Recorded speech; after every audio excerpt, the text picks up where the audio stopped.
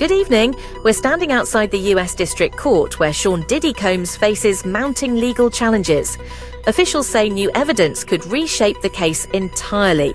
For deeper insight, we now go live to Wendy Williams. Wendy, Diddy will go to prison for life, people. You don't know things that I knew about Diddy back in the day, and you want to know what?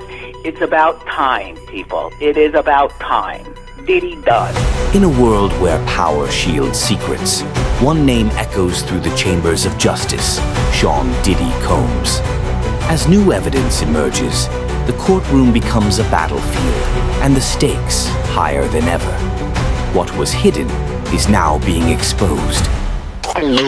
Wendy Williams tells it all. How you doing? I got 99 problems, but a bitch ain't one.